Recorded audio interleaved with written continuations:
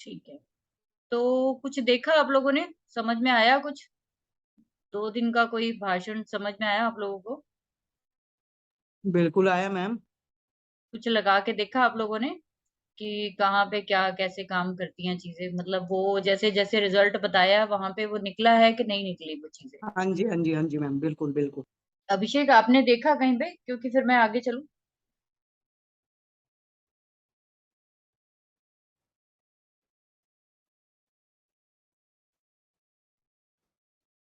अभिषेक है नहीं लगता। चलो ठीक है, यहाँ तक आपको मैंने कुंडली थोड़ी-सी पढ़नी बताई थी क्योंकि ये बहुत ही हम ना लोअर लेवल पे पढ़ रहे हैं ये चीज़ें, ठीक है? तो मैंने इसलिए हाँ बहुत जी। छोटी-छोटी चीज़ें, कम-कम चीज़ें बताई हैं कि आप जी, सिर्फ़ जी। फर्स्ट हाउस में क्या-क्या चीज़ें होती हैं वो देख लो, सेकंड में क्या होती है, ऐसे ही 12 भाव का देख लो। इसी तरीके से 9 प्लैनेट का आपको बताया, सारी जितनी भी वैदिक ज्योतिष हो, नाड़ी ज्योतिष हो, जितनी भी प्रकार की ज्योतिष है, सारी इन्हीं 2 चीज़ों पे घूमती है, एक तो 9 प्लैनेट और 12 राशि। यही 12 राशियाँ जो है अलग-अलग घरों में अलग-अलग रिज़ल्ट देती हैं। लगन में अलग देगी, यहाँ कोई अलग देगी। जो राशि लगन में बैठी है वो लगन में अलग से देगी, वही राशि अगर सेकंड हाउस में बैठ गई तो अलग से दे देगी क्योंकि घर बदल गया ना। एक व्यक्ति यहाँ रहता है, फिर वो बदल के कहीं पहाड़ पे चला गया, कहीं पे फिर वो ऐसी जगह पे बर्फ वाली जगह पे तो वो जो एटमॉस्फेयर है, किसी भी ये जो 12 घरों का एटमॉस्फेयर है, वो बताती है आपकी राशि। कि वो घर में जो मकान बना है, राशि को असल में मकान बोलते हैं। जो हमारा जो खाना होता है ना, ये जो हाउसेज़ हैं, ये एक तरह से जड़ है। जड़ यानी ज़मीन है। तो ये ज़मीन के ऊपर बना हुआ घर कैसा है, वो बताती है आपकी राशि, जो राशि उसमें लिखी हुई है। उसके बाद जो है, अगला आता है पड़ाव कि उस घर में यानी उस राशि में प्लैनेट कौन-सा बैठा तो प्लैनेट को हम बोलेंगे उस घर में आया हुआ मेहमान या फिर उस घर में रहने वाला परमानेंट कोई पर्सन, ठीक है? तो ये 3 चीज़ें बस आपने ध्यान रखनी है कि घर कौन-सा है, उसका एटमॉस्फेयर कैसा है, वो कालपुरुष कुंडली के अकॉर्डिंग देखोगे आप। उसके बाद जैसे ही राशि उसमें ऐड करोगे, तो वो उसका प्रभाव चेंज हो जाएगा। कैसे? कि जैसे कि यहाँ पे अगर एक नंबर सिर्फ हम बिना ये नंबरों को भूल जाएँ अगर हम 1, 4, 7, 10 ठीक है? तो यहाँ पे कौन-सा नंबर आ जाएगा कालपुरुष का? सिर्फ और सिर्फ 1 नंबर आएगा। तो 1 नंबर के अकॉर्डिंग तो ये है कि ये पर्सन का सर है, जो मैंने पहले हाउस के आपको कारक तत्व बताए हैं, वो सारे हैं, ठीक है? वो सब आप इसमें लगा के देख सकते हो। बिना राशि के भी आप प्रेडिक्शन कर सकते हो, बड़े आराम से कम 70% आपकी ठीक ही निकलेगी, कोई दिक्कत वाली बात नहीं है। ठीक है? कि प्लैनेट जो है फर्स्ट हाउस में क्या काम करता है, तो उसके अकॉर्डिंग। अब जैसे ही हमने यहाँ पे राशि लगा दी 10 नंबर की, अब आपको पता है कि ये घर किसका है? मंगल का। कालपुरुष कुंडली में पहला घर जो दिया गया है वो मंगल को दिया गया। अब वहाँ पे राशि किसकी आ गई है? 10 नंबर की राशि प्लीज़ बताइए ज़रा किसकी है? किसी को पता है तो? शनि शनि की मैम। ठीक है? अब शनि की राशि है, तो अब आप सारी दुनिया को पता है कि शनि और सूर्य जो है वो आपस में बाप-बेटे का रिश्ता है और एक-दूसरे के ये बिल्कुल एंटी जाते हैं, इन लोगों के बिल्कुल भी गुण नहीं मिलते। अब यहाँ पे आके सूर्य का नाम क्यों लिया है मैंने? क्योंकि पहले घर में सूर्य को हमारी आत्मा के लिए जाना जाता है। तो एक तरह से ये सूर्य और मंगल दोनों के ही घर माने जाते हैं। तो यहाँ पे शनि की राशि आ गई मतलब कि शनि का मकान आ गया। अब क्या होगा? अब ये चेंज हो जाएगा कि ये बंदा अब हम शनि के गुण लगाएँगे यहाँ पे। किसके गुण लगाएँगे? शनि के। कि घर तो सूर्य और मंगल का है, लेकिन अब गुण किसके आ जाएँगे? शनि के आ जाएँगे। तो शनि के गुण ऐड करेंगे जब हम इसमें तो ये आएगा, शनि किस-किस चीज़ों को रिप्रेज़ेंट करता है? जैसे मैंने बताया कि बूढ़े लोग हो गए, लेबर हो गई और जो है काले लोग हो गए या फिर जिनकी एक आँख खराब होती है, वो भी शनि के लोग लोग होते हैं। तो अब क्या होगा कि इस पर्सन की जो हालात है वो बिल्कुल चेंज हो जाएँगे, यानी ये पर्सन बड़ा ही स्लो होगा, हर काम को बहुत ही डिले करके करेगा, धीरे-धीरे करेगा, उसमें बिल्कुल फुर्ती नहीं होगी, ठीक है? तो इस तरीके से उसके प्रभाव शनि के आपने ऐड कर देने हैं अब। तो वो आपको प्रेडिक्शन समझ आ जाएगी कि अब ये बंदा ऐसे काम करेगा, ठीक है? क्योंकि जैसे कि हम अपना घर बनाते हैं जब तो घर में जो घर का जो असर है वो हम पर क्यों पड़ता है? क्योंकि उस घर में रहने वाला बंदा वैसे ही गुण अपना लेगा जैसा आपके घर का वास्तु होगा, जैसा आपके घर का एटमॉस्फेयर होगा, धीरे-धीरे हम भी वैसे ही बनते चले जाते हैं। ठीक। तो इसीलिए जैसे ही हम कालपुरुष कुंडली को हटा के राशि ऐड करते हैं, तो उसका पूरा प्रभाव, उसका स्वभाव उस घर का बदल जाएगा। अब ये शनि का घर बन गया है।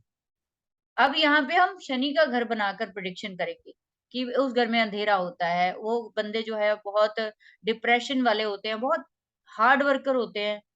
हर काम को जो है उनको अपने हाथ से करना है, किसी से नहीं कराना। लेबर की तरह हर चीज़ में खुद ही अपने हाथ तोड़ने हैं उसको।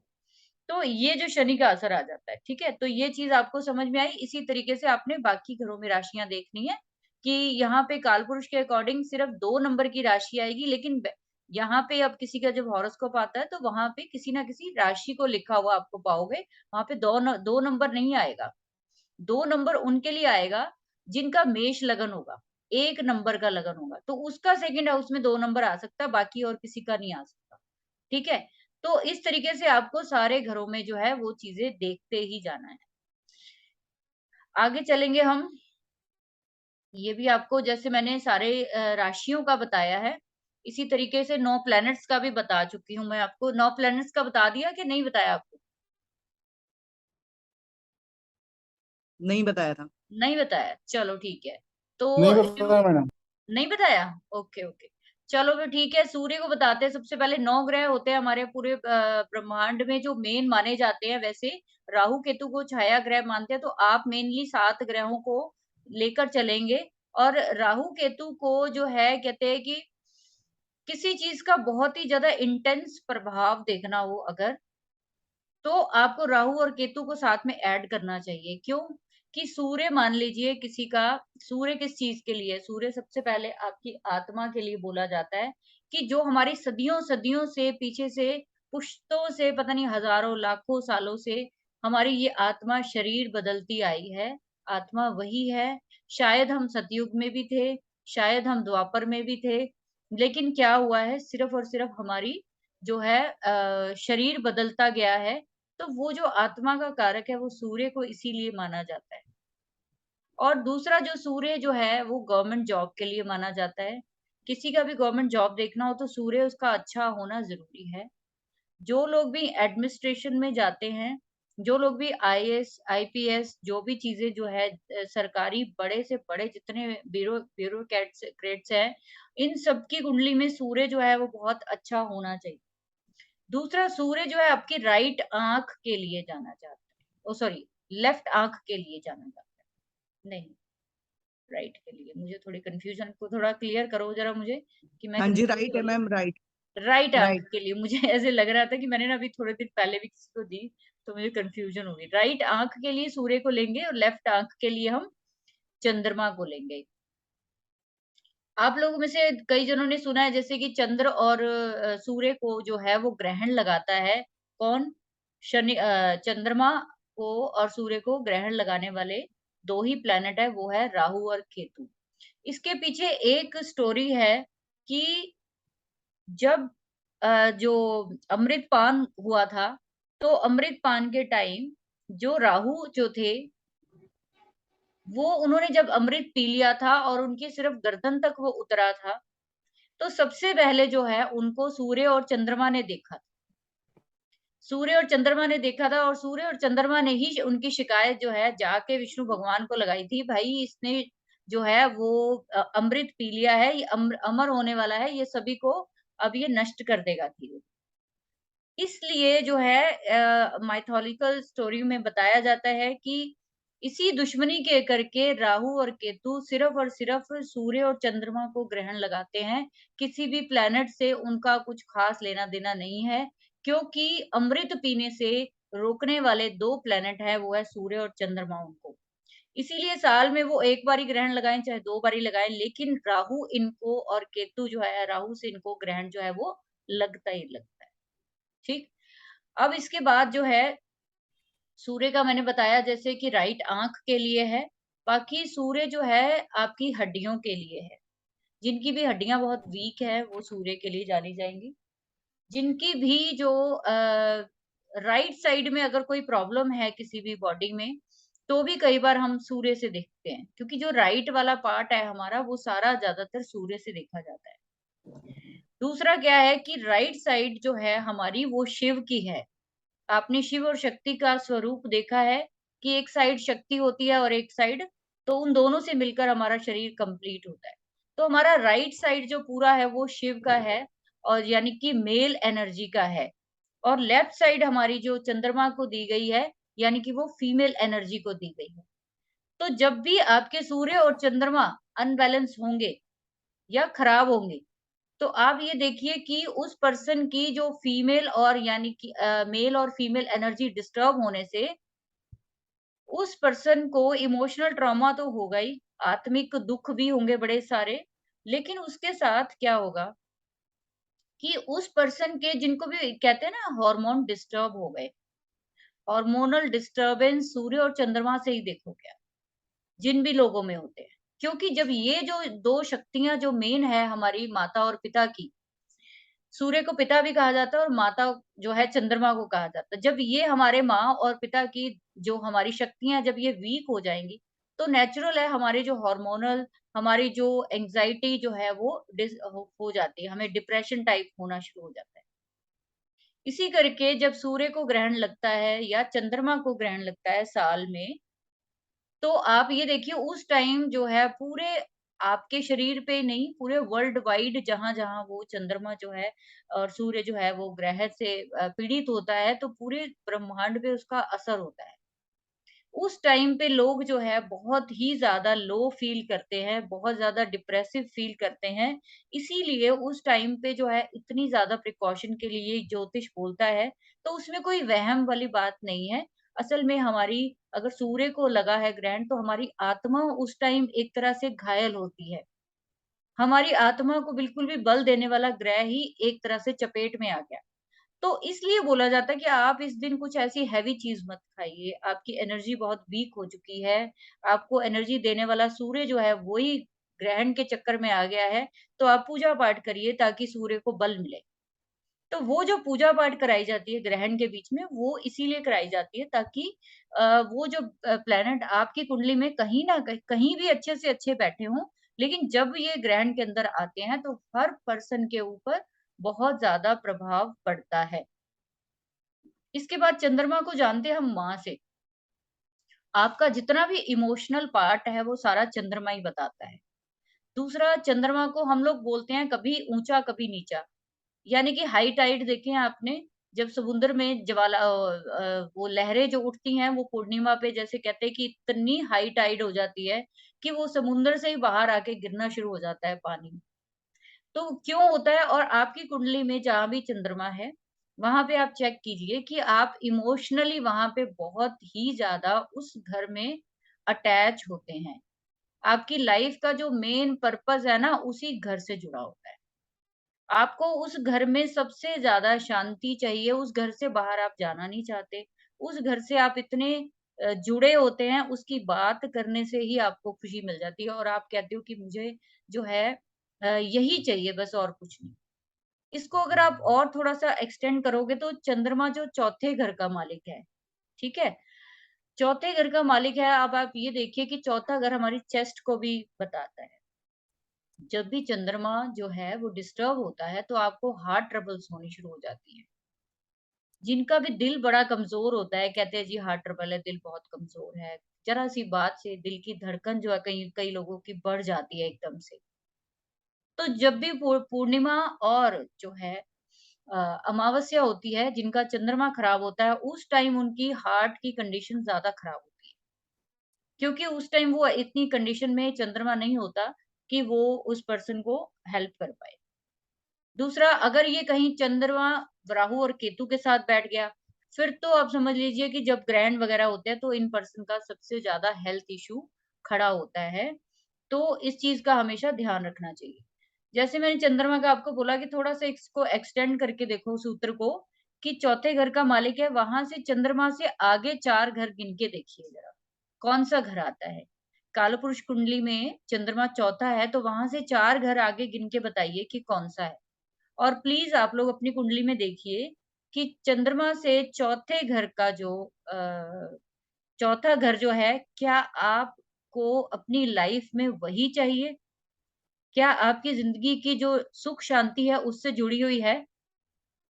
एक बार ये आप चेक करिए कि चंद्रमा से चौथे घर में कौन सा प्लैनेट है और वहां पे आप क्या सोचते हो।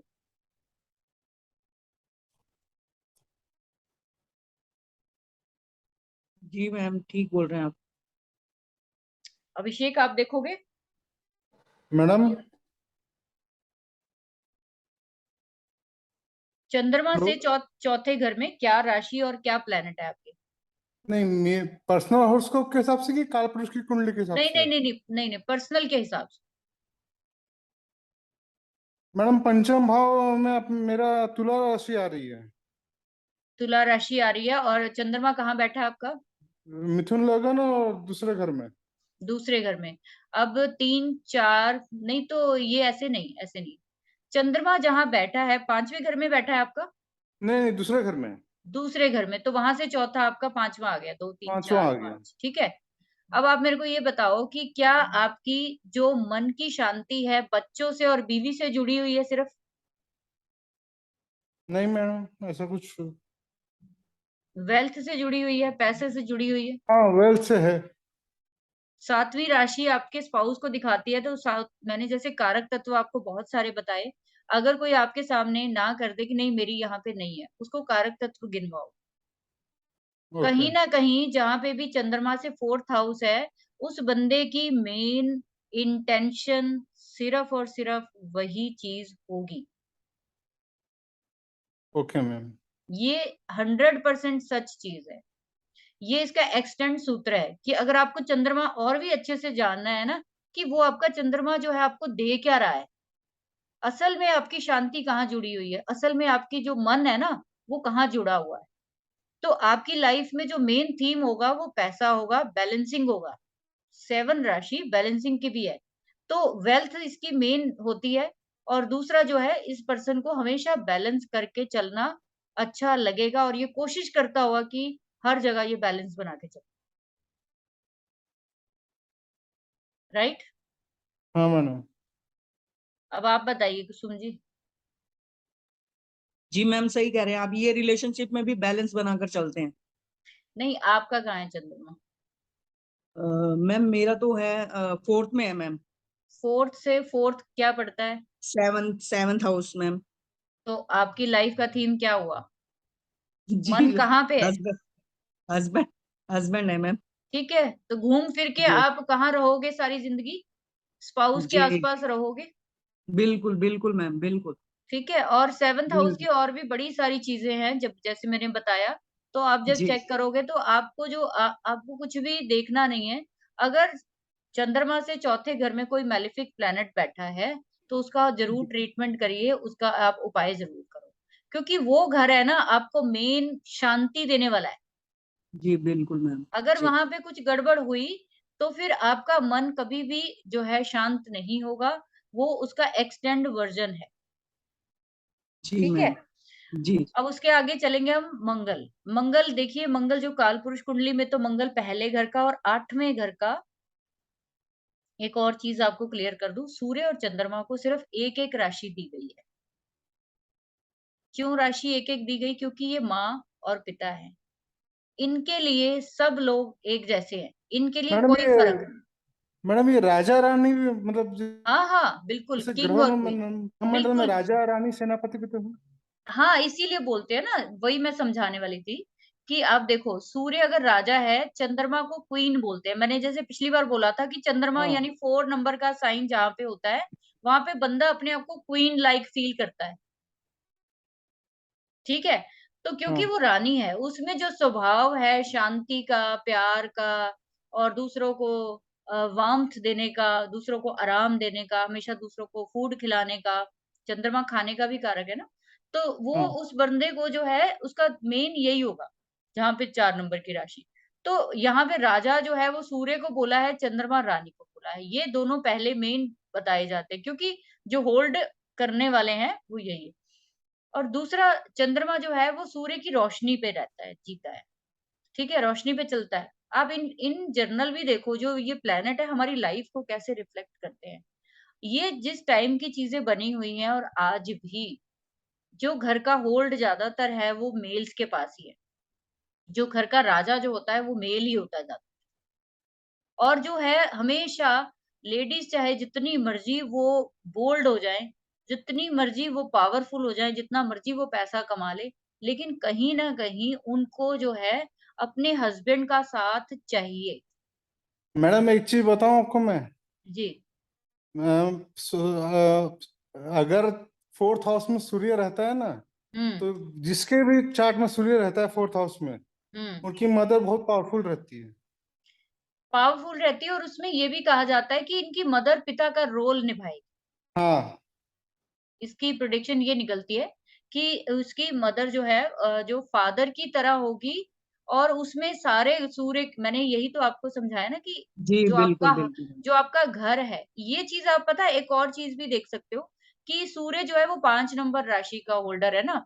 तो हम्म। यहाँ पे लियो में भी अगर ये आ गया ना, लियो में भी अगर चली गई, चंद्रमा चला गया, तब भी हम्म। यही गुण देखने को मिलेंगे आप। हाँ, सिंह राशि, हाँ समझ गया मैं। ठीक है। हम्म। हालाँकि ये अच्छा कॉम्बिनेशन नहीं है, इसको कोई अच्छा कॉम्बिनेशन नहीं कहा जाता। रीज़न ये है कि ये इतना हीटेड है, इतना ज़्यादा हीटेड है, तो थोड़ा चंद्रमा का डिस्टेंस ही ठीक रहता है इससे। और देखिए जैसे कि कहते हैं कि इसीलिए हस्बैंड वाइफ का जो है हमेशा मिलना पॉसिबल नहीं होता। क्योंकि कहीं न कहीं मेल्स को इतनी हेवी एनर्जी दी गई है भगवान की तरफ से इस पूरी ब्रह्मांड में, कि उसको इतना ज़्यादा पावरफुल बनाया गया है कि हमेशा जो है फीमेल उसके साथ संबंध नहीं बना पाई। ठीक है? तो उसका एक प्रॉपर, जैसे कहते हैं ना कि टाइम लिमिट दिया गया कि नहीं, वो आग का गोला इसीलिए बोला जाता है ना, आग के गोले के पास कितनी देर बैठ जाओगे आप? थोड़ी देर ही हमें सेक अच्छा लगता है ना, अगर वो ज़्यादा सेक हो जाएगा तो आप जल जाओ। इसी तरीके से आगे चलेंगे, तो ये राजा और रानी हो गया, अब आ गए मंगल पे। मंगल जो है, जैसे आप कह रहे हो कि सेनापति है, आर्मी कमांडर है, मंगल की ज़रूरत क्यों पड़ी इनको? अब ये राजा और ये रानी, अब इनका साम्राज्य है, यानी कि समझ लीजिए आप हो और आपकी वाइफ है। अब आपकी घर-बार को प्रोटेक्शन देने का काम, इसकी इच्छाओं को पूरा करने का काम वो करते हैं मंगल देव। मंगल जो है वो हर जगह इतना इम्पोर्टेंट माना गया कि जब देखो कोई शादी-ब्याह होता है, कोई भी शुभ पर्व होता है, तो क्या गाया जाता है? मंगल गीत गाए जाते हैं। तो अगर आपकी कुंडली में मंगल कहीं खराब हो जाता है, तो घर में मंगल गीत नहीं गाए जाते। तो वहाँ पे क्या होता है, दुःख हो जाता है, वहाँ पे दुःख खड़ा हो जाता है, तो वहाँ पे मंगल खराब होने से घर में जो है मांगलिक कार्य जो है वो डिस्टर्ब हो जाते हैं। तो इस वजह से जो बोला जाता है कि मांगलिक लोग जो हैं, उनकी लाइफ में प्रॉब्लम होती है, या फिर सूर्य और शनि, जैसे हम आगे पढ़ेंगे उसमें, तो ये जब 2-3 प्लैनेट मिलते हैं तो इसको खराब कर देते हैं। मंगल का ठीक होना इसलिए ज़रूरी है कि जो मंगल हमें डिज़ायर देता है कुछ करने की। अब ये मंगल यहाँ पे डिज़ायर क्यों देता है, इसके पीछे लॉजिक ये है कि ये इनकी प्रोटेक्शन में खड़ा है एक तरह से राजा और रानी की। ये इनको इसका कहना ये है कि आप टेंशन मत लीजिए, आप कुछ भी करिए, मैं यहाँ पे खड़ा हूँ।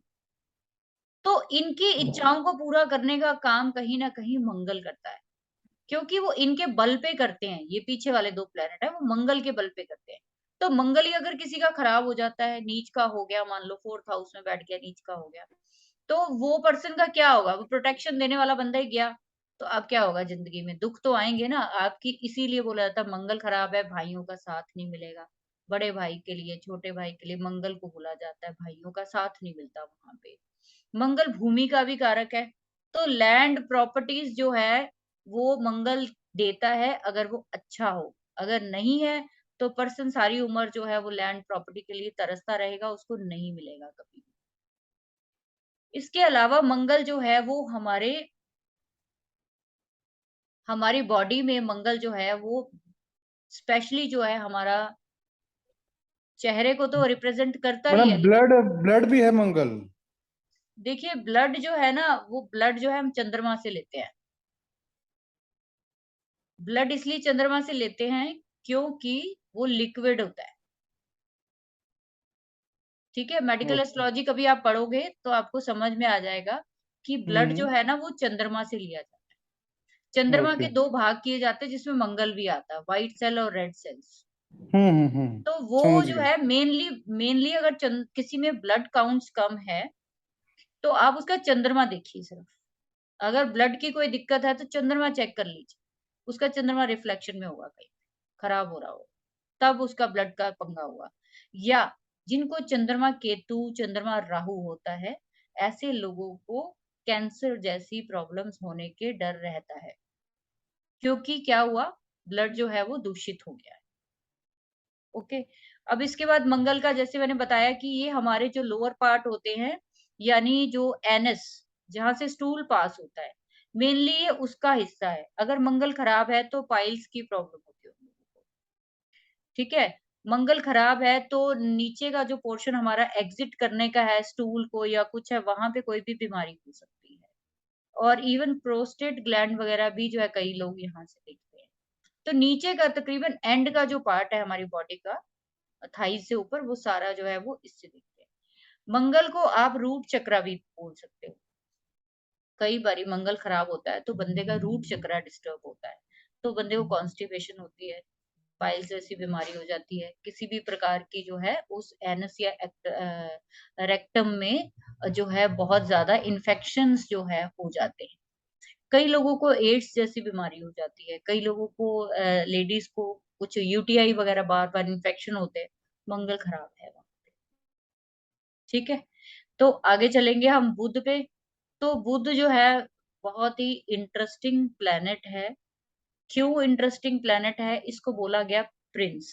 अब जब राजा-रानी है उसको प्रोटेक्शन भी मिल गई तो अब परिवार भी बढ़ेगा, नेचुरल है। तो परिवार में आएगा एक राजकुमार, इसको बोलते हैं राजकुमार। राजकुमार ये इतना खतरनाक है क्योंकि कहते हैं कि आप सारे प्लैनेट्स की शेप देखिए। सब प्लैनेट्स की शेप क्या है?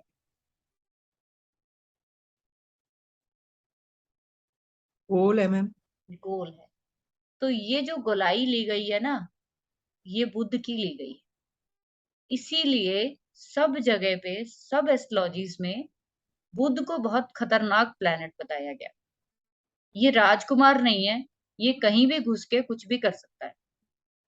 क्योंकि देखिए, एक लाल किताब में तो स्पेशली इसके इतने चैप्टर्स हैं बुध के, कि बुध जो है जब रंग बदलता है, इसको बहरूपिया बोला जाता है। इसको किन्नर बोला जाता है। ट्रांसजेंडर्स जो होते हैं वो है, गे जो होते हैं। क्यों? क्योंकि ये जैसे ही किसी के अंदर मैंने बोला 2 एनर्जीज़ होती हैं मेल और फीमेल की हमारे अंदर, शिव और शक्ति की। उस पर्सन में जो भी एनर्जी बढ़ी हुई है, ये उसी के साथ हो जाएगा। उस एनर्जी को और बढ़ा देगा।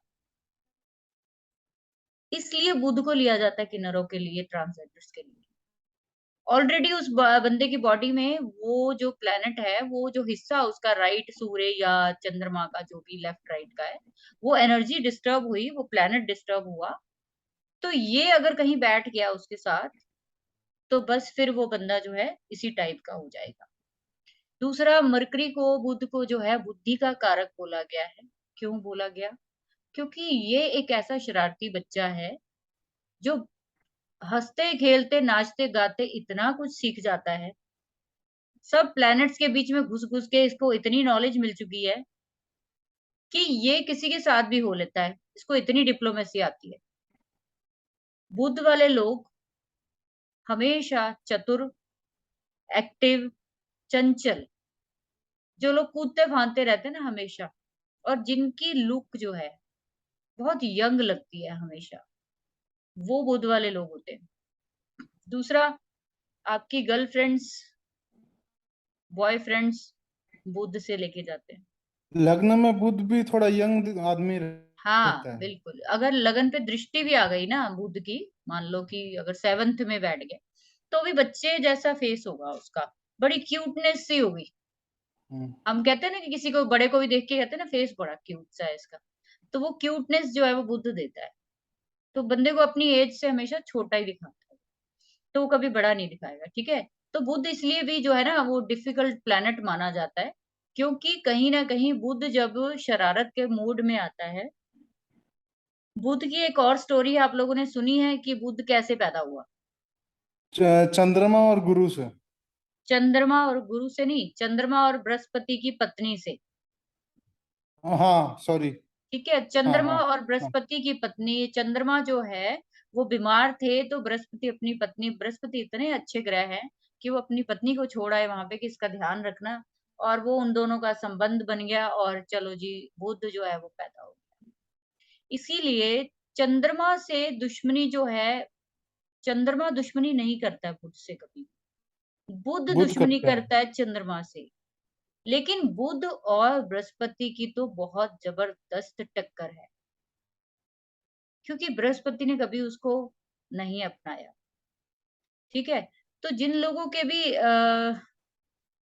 समझ लीजिए कि एक्सटर्नल बच्चे होते हैं, या शादी से पहले या शादी के बाद, कहीं न कहीं बुध और बृहस्पति उनका मिला होता है।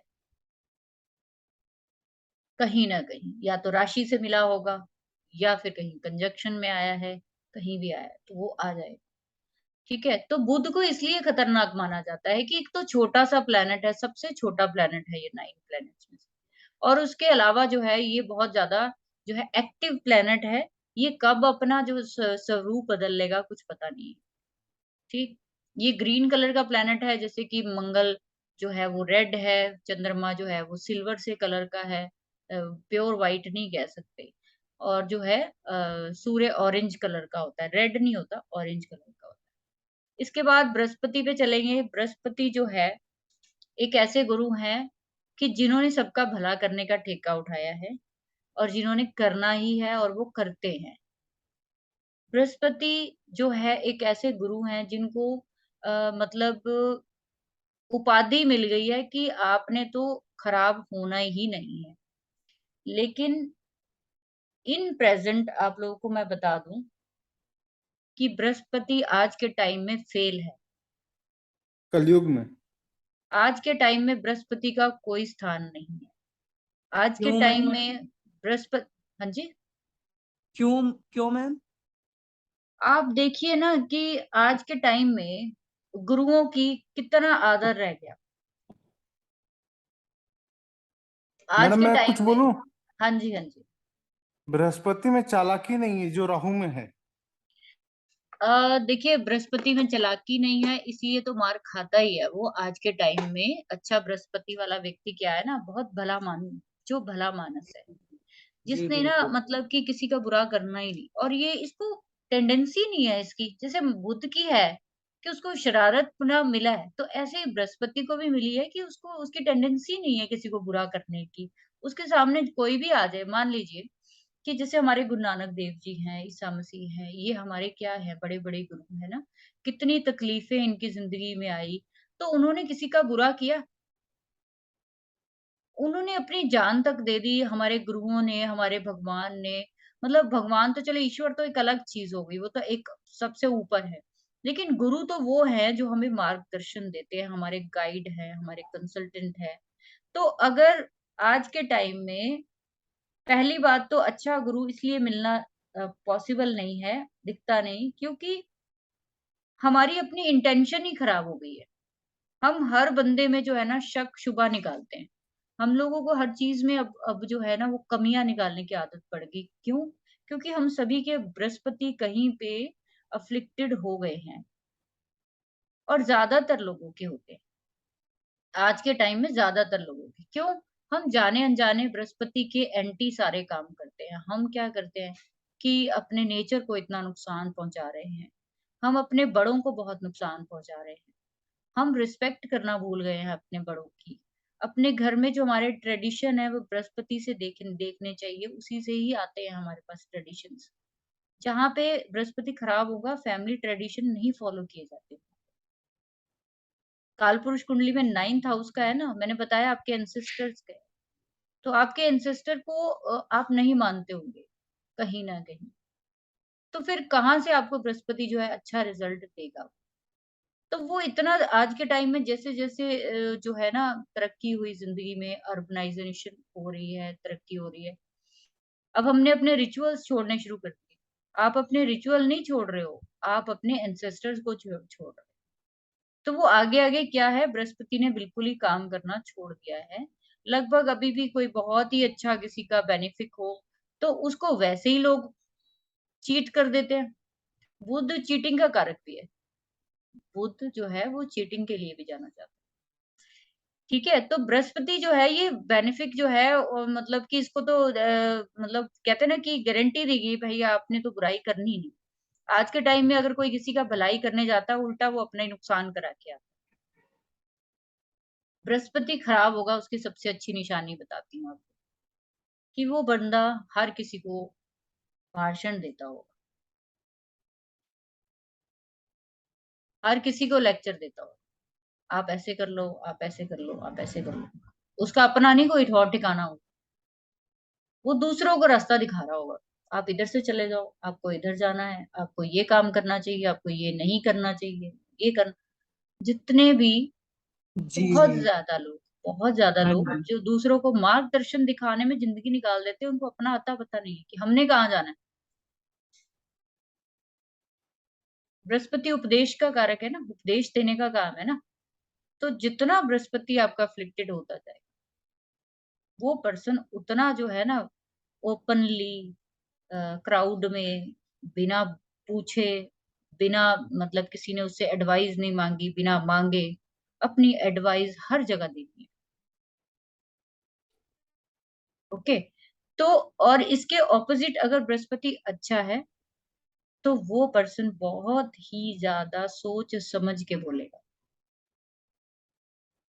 ऐसे लोग मैडम जिन जी, मैडम बृहस्पति खराब होने से मैंने देखा कि ब्राह्मणों को गाली दिया, जिसका बृहस्पति खराब है वो ब्राह्मणों को बहुत गाली देते हैं, मैंने क्या बोला जो कि बिल्कुल, मंदिर के मैंने क्या पुजारी हैं। बोला हाँ, मैंने क्या बोला कि ट्रेडिशन नहीं फ़ॉलो करेंगे। आप मंदिर की बात कर रहे हो, कई गुरुद्वारे की ग्रंथियों को गाली देते हैं, कई हाँ, मस्जिद के उनको देते हैं। तो कहने का मतलब ये है कि वो हमारा क्या है, बृहस्पति हमारा ट्रेडिशन है ना, हमारे रिचुअल है ना, कोई मुस्लिम कस्टम है, है फैमिली कस्टम है। हाँ, तो जो मुस्लिम है उनके फैमिली कस्टम उससे जुड़े हुए हैं मस्जिद से, हमारे गुरुद्वारों से जुड़े हैं, किसी के मंदिर तो वो पर्सन अपने धार्मिक जो प्लेस होंगे ना, धार्मिक लोग होंगे, अरे उनको इतना कर्स करते होंगे ये लोग, इतना कर्स करते होंगे, इनको ये नहीं पता, इनको ये करना चाहिए, इनको मतलब मंदिर जाके भी ना ये मंदिर लड़ाई करके आएँगे,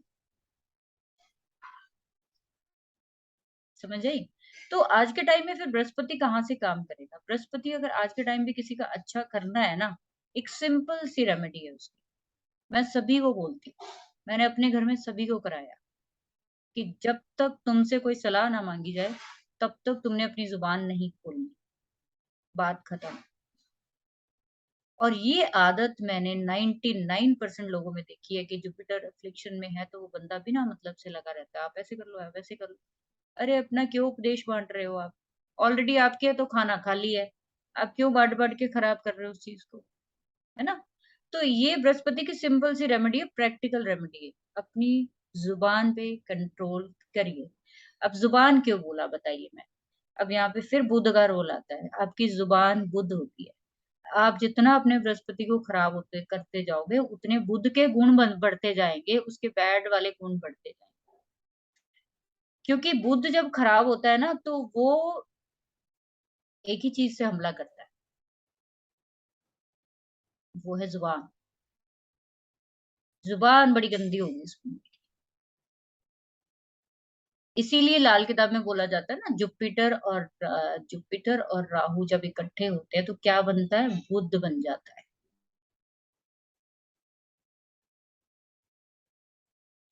तो वो ये जो मशनूई ग्रह वाला वहाँ पे कॉन्सेप्ट है वो इसीलिए बनाया गया लॉजिकली कि जब 2 ग्रहों के गुण अपना के कोई गलत काम करोगे तो एक तीसरा ही प्लैनेट खड़ा हो जाएगा और आपको पता भी नहीं चलेगा कि ये कहाँ से खराबी हो रही है।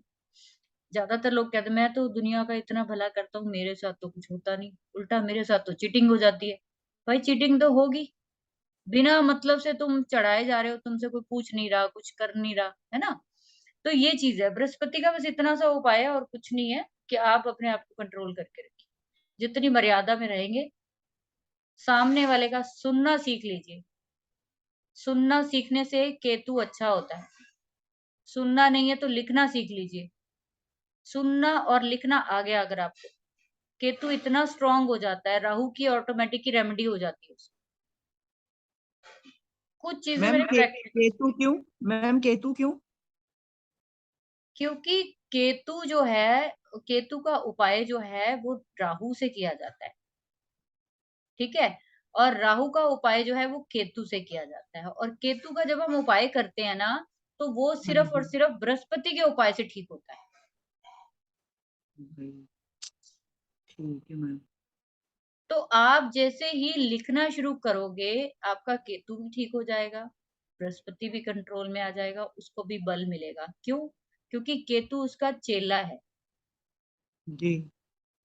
तो वो उसका काम है लेक्चर देना बृहस्पति का, और वो हम्म, सुनेगा और लिखेगा, तो क्या ओ- होगा, एक पॉजिटिव जो है वो चीज खड़ी होगी। Okay ma'am. ठीक है। तो इस तरीके जी। से आपको प्लैनेट्स को देखना है कि क्यों वो जो है, इस प्लैनेट को इसके साथ अच्छा बोला गया, उसके साथ बुरा बोला गया। अब आगे चलेंगे हम शुक्र से। ये जो मैंने प्रैक्टिकल रेमेडी आपको बताई, आप किसी को भी बताओ और उसको बोलो कि आप ज्यादा नहीं, दूसरे 15-20 दिन अपना ले, महीना अपना ले, बस तेरा तेरा बंटा धार है, उसका बृहस्पति एकदम से ठीक हो जाएगा बंदे। ठीक है। अब चलेंगे शुक्र पे। तो शुक्र भी बृहस्पति की तरह, वो जो है देवताओं के गुरु है बृहस्पति, और ये राक्षसों के गुरु है। ठीक है। अब ये जो है, यहाँ तक तो हमारा आया था कि यहाँ पे ये इनका प्रिंस है, इनका राजकुमार है बुध। अब ये इनको फैमिली को चलाने, यहाँ तक फैमिली बन गई ना इनकी। अब यहाँ इनको चलाने के लिए कोई गुरु भी चाहिए था, तो वो गुरु मिला। ठीक है। अब देखिए, ये गुरु है, गुरु के पीछे है ना सारी फैमिली, क्या है, गुरु के पीछे चलती है ना। अब हमने क्या किया, गुरु को यहाँ बिठा दिया, और हम कहाँ जा रहे हैं, हम आगे जा रहे हैं। तो क्या होगा फिर, सब गड़बड़। सब चीजें हमें दी गई हैं, किसी वजह से दी गई हैं, बुजुर्ग दिए गए हैं, बड़े दिए गए हैं, माँ बाप दादा दादी दिए गए हैं, किसी वजह से दिए गए हैं। जुपिटर को सबसे बड़ा प्लेनेट भी बोला जाता है, वो इसीलिए बोला जाता है कि हमारे बुजुर्गों का आया हुआ असर जो है, उनका एक्सपीरियंस लीजिए आप, उनका फायदा उठाइए उनके एक्सपीरियंस का। तो हमने तो सबसे पहले जो है डिनाई ही बुजुर्गों को करना शुरू कर, एटलीस्ट आप साथ नहीं रख सकते। अगर हम साथ नहीं रख सकते तो एटलीस्ट आप उनको बुरा भी मत करो। ठीक है। शुक्र जो है वो राक्षसों के गुरु जैसे माने जाते हैं। तो शुक्र जो है, इनकी भी एक आंख जो है, इन्होंने शनि से उधार ले रखी है। कहते हैं कुछ ऐसा इंसिडेंट हुआ था कि शनि से उधार लेनी पड़ी, इसीलिए शुक्र की राशि में शनि को उच्च का स्थान दिया गया। ये स्टोरी है पीछे। शुक्र जो है, उसके पास संजीवनी विद्या है। तो जो भी डॉक्टर्स हैं, उनके शुक्र अच्छा होता है, अच्छी राशि में होता है, शुक्र से ही डॉक्टर्स जो है वो बनते हैं।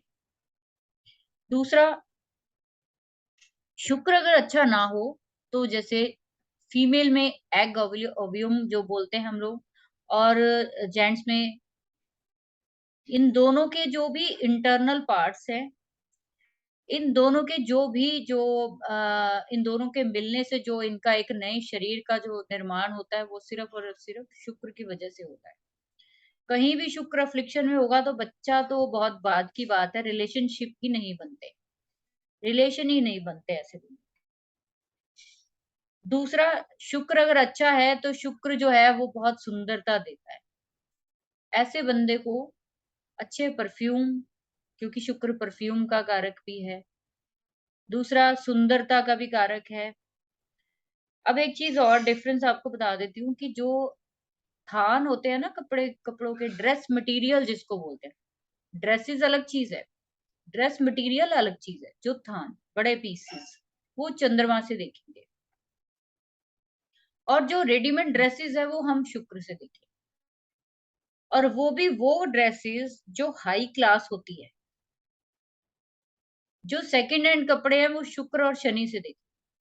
जहां भी सेकंड हैंड कोई चीज का नाम आ गया ना, वहां पे आके बंद करके देखोगे शनि है, या शनि की राशि होगी या शनि होगा।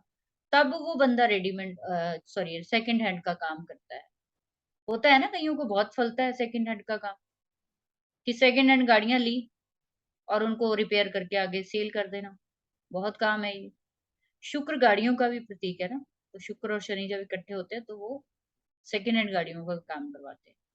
शुक्र जो है वो आपके घर की जो अंदर की साइड प्लस्तर हुआ है, उसके बाद उसके ऊपर जो पेंट होता है, उसका कारक है।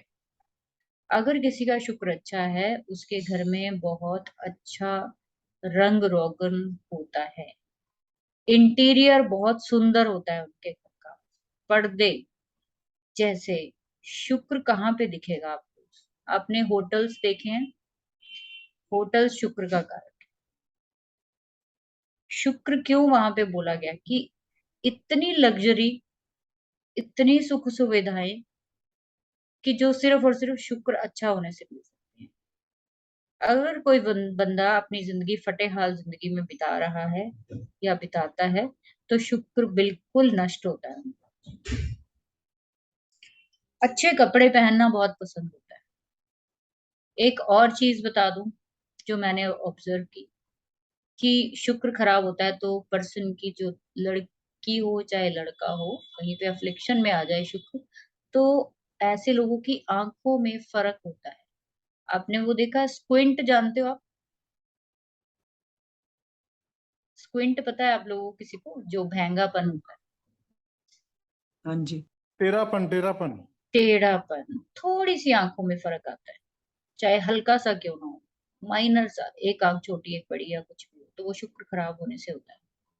लेकिन खराब होने से होता है, लेकिन कहते हैं ऐसी आंखों वाले लोग भाग्यशाली होते हैं। अगर जरा सा, अगर किसी फीमेल की आंख में जरा सा भी कोई फर्क है, मतलब बहुत ज्यादा नहीं, जैसे कहते हैं कि जरा सा कोई फर्क है ना अगर आंखों में दोनों में, तो वो बहुत भाग्यशाली मानी जाती है। कि क्यों? क्योंकि वो सीधा सीधा शुक्र को रिप्रेजेंट करती है। उस पर्सन की लाइफ में चाहे उसकी वाइफ देखने में सुंदर ना लगे किसी को, आप ऑब्जर्व करना, ऐसे पर्सन की लाइफ में शादी के बाद इतना कुछ आया होता है कि आप सोचो मत। मैडम उसको हमारे लैंग्वेज में धनतेरी बोलते हैं, पैसा बहुत आता है।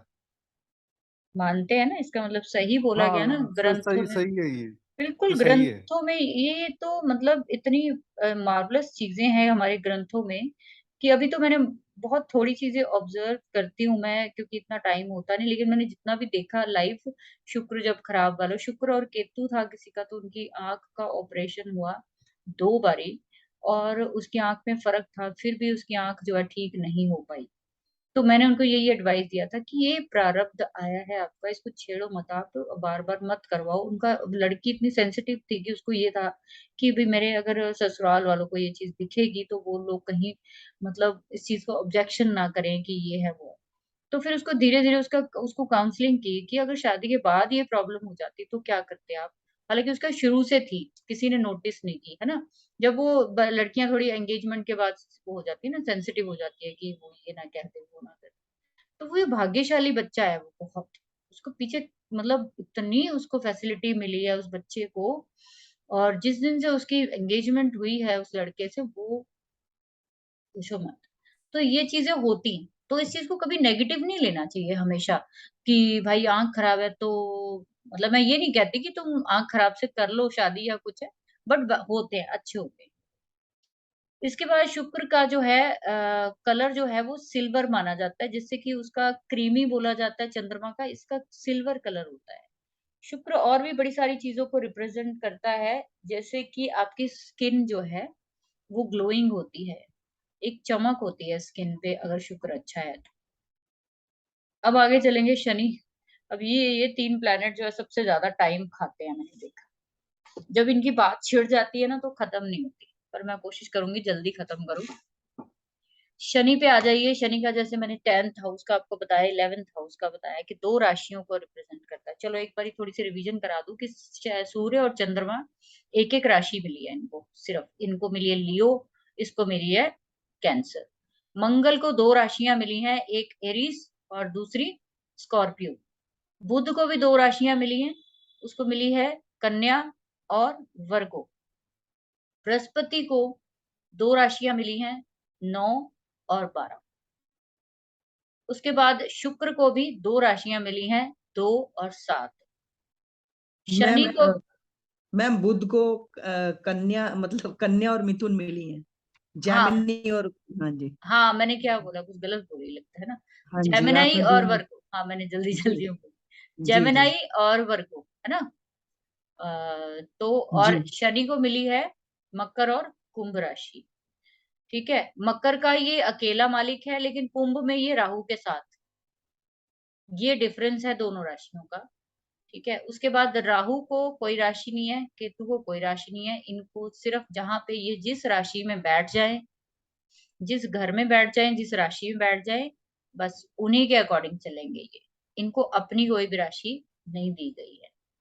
तो अब चलेंगे शनि पे। तो शनि आपको पता है कि कर्मास का कारक है। आपके जितने भी तरह के कर्म, जितने भी तरह के, चाहे वो आपकी मदर से आपका बिहेव हो, आपके अपने स्पाउस की तरफ आपका एटीट्यूड हो, आपके जो कर्म, किसी के लिए भी कोई काम करते हो, वो सारा जो है शनि के अंदर आता है। शनि जो है वो ब्लैक पीपल्स को, काले लोगों को रिप्रेजेंट करता है। लंगड़े जो लोग होते हैं, जिनका पैर ज्यादातर खराब होता है, वो भी शनि से रिप्रेजेंट करते हैं। दूसरा जो है, बहुत ही ज्यादा, जो बहुत ही बूढ़े लोग हैं, बहुत ही बूढ़े लोग हैं, वो भी शनि के होते हैं। तीसरा इनको क्या होता है कि शनि अगर आपकी कुंडली में अच्छे हैं, तो आपको घर, बाहर, यानी कि आपके मकानों की गिनती बहुत ज्यादा होती है। कई बार रियल एस्टेट का काम देखा जाता है शनि अच्छे वालों का। सेल परचेज भी करते हैं, जैसे किसी भी तरीके से करें, मशीनरी वर्क हो सकता है इनका, लोहे से जुड़ा हुआ। शनि मिनरल्स का भी कारक है। शनि के जो लोग हैं वो कई बार मिनरल्स का काम भी करते हैं। नमक वगैरह जो होता है, ये सारे मिनरल्स जो निकलते हैं खानों में से, शनि के होते हैं। दूसरा जो है, शनि जो है क्योंकि जजमेंट का प्लैनेट है, तो जो भी हमारे कर्मास का हिसाब किताब है वो शनि करते हैं। तो शनि जिनका खराब होता है, उनकी एक, जैसे मैंने बृहस्पति का आपको प्रैक्टिकल बताया, अब मैं शनि खराब का आपको बता देती हूँ। कि शनि खराब होता है तो बंदे को दूसरों को जजमेंट करने की आदत बहुत होती है। वो पर्सन अपने आप को सर्वोपरि समझता है कि मैं जो समझाता हूँ, मैं जो कहता हूँ, मैं जैसे फैसला करता हूँ। आपने कई जगह देखा होगा कि कोई फैमिली का पर्सन या कोई रिश्तेदारी में एक आधा पर्सन ऐसा होता है जिसके आगे सभी झुकते हैं। क्यों? क्योंकि वो पर्सन अपने आप को सबसे ऊपर समझते हैं, चाहे वो सबसे निकम्मे हो। ऐसे लोग सबसे निकम्मे होते हैं, लेकिन इन लोगों ने दूसरों को जज करने से नहीं हटना। तो इन्होंने शनि का जो काम है वो अपना लिया। शनि अगर पॉजिटिव होगा तो जज होंगे, वो पर्सन जज होगा, वो बैरिस्टर तक हो सकता है, वो लॉयर क्या, वो कोर्ट में, सुप्रीम कोर्ट तक जज हो सकता है, बहुत बड़ी बड़ी लीगल फर्म्स के वो हेड हो सकते हैं। और यही नेगेटिव हो गया तो वो गली गली लोगों को जजमेंट देता फिरेगा कि आपका ये ऐसे करो, ये वैसे करो। तकरीबन तकरीबन बृहस्पति जैसे काम करे। ठीक है, तो इस तरीके से शनि को आपको देखना है कि प्रोफेशन ऐसे लोगों का कभी सेट नहीं होता जो दूसरों को हमेशा जज करते रहते हैं। उसको ऐसा पहनना चाहिए, उसको ऐसा खाना चाहिए, उसको यहाँ जाना चाहिए। तो ये सब शनि खराब के लक्षण है। तो यहाँ भी मर्यादा है कि अपनी मर्यादा में रहकर सलाह दीजिए किसी को भी। पहली बात तो जब तक कोई मांगे ना, तो सलाह देने का कोई मतलब नहीं बनता। आपके बच्चे भी हैं तो अपने लिमिट्स पहचानिए कि एक उम्र में आके आपको बच्चों की सलाह लेनी है, देनी नहीं है जब तक वो मांगे ना। जिन लोगों के बच्चे रिस्पेक्ट नहीं करते, वहां सैटर्न खराब होता है। क्यों होता है? क्योंकि वो पर्सन अपनी ही मारता रहता है, वो बच्चों को समझता ही नहीं। मैंने जैसे कह दिया वो ठीक है। तो जैसे जैसे आप शनि के गुण जो है वो कम करिए, बृहस्पति के गुण लाइए, चुप रहिए, अपनी मर्यादा में रहिए, बात सुनने की आदत डालिए, तो धीरे धीरे वही बच्चे आपकी रिस्पेक्ट करना शुरू कर देंगे। आपके कुलीग्स कहते हैं ना कि लेबर से हम बड़े परेशान होते हैं, कई लोगों के कहते हैं कि मेड से बड़े परेशान होते हैं, तो क्यों होते हैं? बस जज करना है, वो फलाने की मेड ऐसे करती है, वो धमकाने की मेड ऐसे करती है, मेरी मेड ऐसे नहीं करती, मेरे कुलीग्स ऐसे करते हैं, वो मेरे भाई के कुलीग्स अच्छे हैं। तो जो भी उनकी कर्स होगा ना, जो उनकी चर्चा होगी, वो सिर्फ और सिर्फ दूसरों को कर्स करने में।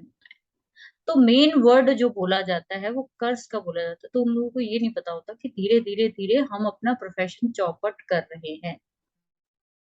तो अपनी जुबान पे कंट्रोल करने का बहुत अच्छा एक ये मतलब उपाय है कि आप अपनी लैंग्वेज को कंट्रोल कर लोगे ना, बुद्ध अगर कंट्रोल हो गया, और तो आप ये देखिए वही बुद्ध आपको बुद्धि दे देगा, आपको मार्गदर्शन दे देगा, आपको इंटेलिजेंस दे देगा, आपको अपनी जो प्रॉब्लम्स है उनसे लड़ने का हल दे देगा। इसी लैंग्वेज को अगर आप बिना मतलब से बोलते रहे तो वही बुद्ध खराब होके अंदर घुस के कहीं-कहीं तो ये सारे चीज़ों को चौपट कर देगा। बुद्ध आपका बिज़नेस भी होता है, एक चीज़ और मैं भूल गई। ठीक है, उसके बाद चलेंगे हम राहु। राहु जो है वो मैडम एक चीज बताऊं मैं, मैडम, हेलो, जी, जी, बताइए, बताइए। बताइए, बताइए। वॉइस कट रहा है, आप बोलिए, वॉइस कट रहा है। नहीं, नहीं, नहीं, मेरे को तो नहीं बोला, आप बोलिए, कोई नहीं, क्या बता रहे थे?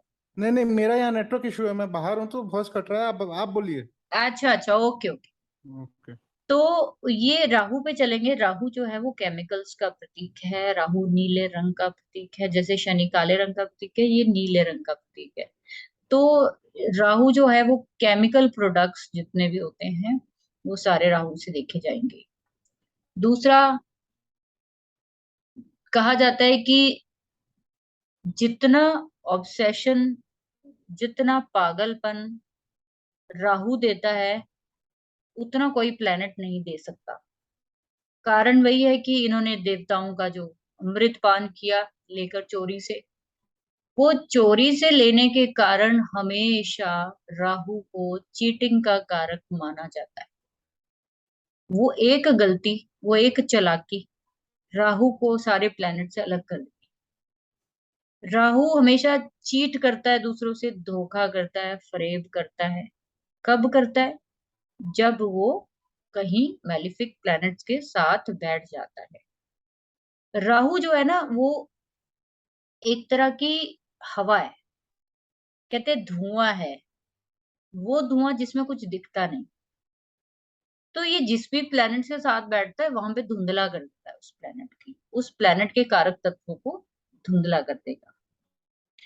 जैसे राहु बैठेगा, अगर मैंने बोला कि पॉइजन का कारक है क्योंकि राहु सांप का सिर है, एक जो सांप का सर है राहु, और उसकी जो पूंछ है सांप की वो केतु है।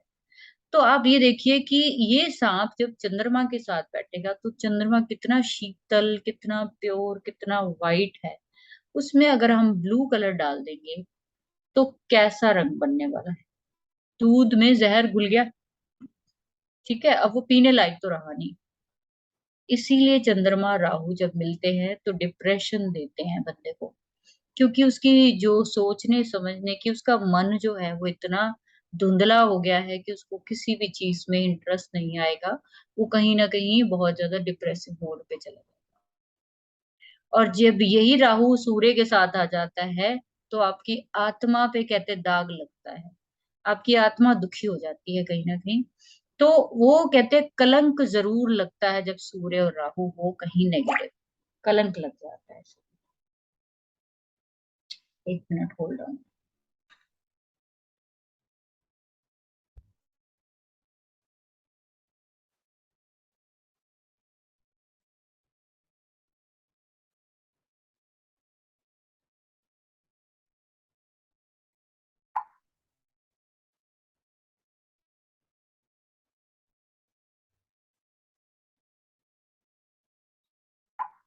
असल में अभिषेक का कोई नेटवर्क इशू है तो मुझे लगता है। ठीक है, तो राहु जो है एक तरह से जहां भी जाता है वहां पे जो बंदे की दृष्टि है, सोचने समझने की उसकी जो पावर है, वो जो है ना वो धुंधला देती है। ठीक है, तो आप सभी को स्क्रीन नजर आ रही है ना? जी मैम। अच्छा, ठीक है। तो राहु का ये होता है कि राहु जो है वो इतनी ज्यादा जिस भी प्लेनेट से बैठता है, जैसे कि चंद्रमा और राहु है, तो ये थोड़े से कहते हैं कि डिप्रेशन टाइप, या फिर कहते हैं कि मेंटली अपसेट, या फिर मेंटली रिटार्डेड लोग भी हो सकते हैं चंद्रमा राहु। आप देखिए, जो भी मेंटली रिटार्डेड अगर कोई चार्ट मिलता है तो वहां पे चंद्रमा राहु का कॉम्बिनेशन होगा, या तो चंद्रमा की राशि में होगा राहु, या फिर चंद्रमा के साथ ही होगा। ठीक है। तो यहाँ पे जो अगर उपाय निकल के आएगा तो वो ये निकल के आएगा कि आपको चंद्रमा को बल देना है। ठीक है, हमें दूध को बढ़ाना है, ना कि केमिकल को बढ़ाना है। तो आपको दूध को यानी चांदी जो है वो यूज करनी शुरू कीजिए। चंद्रमा के चावल होते हैं, व्हाइट कलर होता है, वो पहनना शुरू कीजिए। आपका चंद्रमा को बल मिलेगा। जहां भी चंद्रमा राहु हो वहां पे व्हाइट कलर की इंटेक बढ़ा दीजिए, तो बहुत अच्छा रहेगा। ठीक। अब आगे चलेंगे केतु। तो केतु जो है वो सांप की वो नोड है जो जहाँ पे वो खत्म होता है।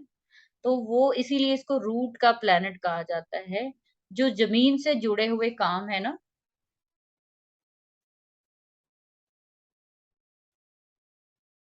जो जमीन से जुड़े हुए काम है वो सारे केतु के हैं।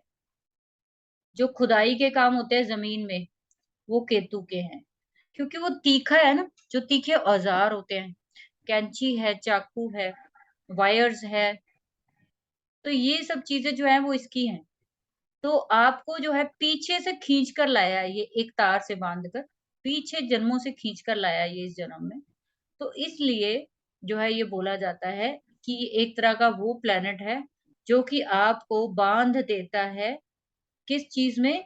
आपको जो है पहले तो उस चीज में बहुत ही ज्यादा किसी भी चीज की इच्छा में बांध देगा, और उसके बाद वो एकदम से वो रस्सी खोल देगा।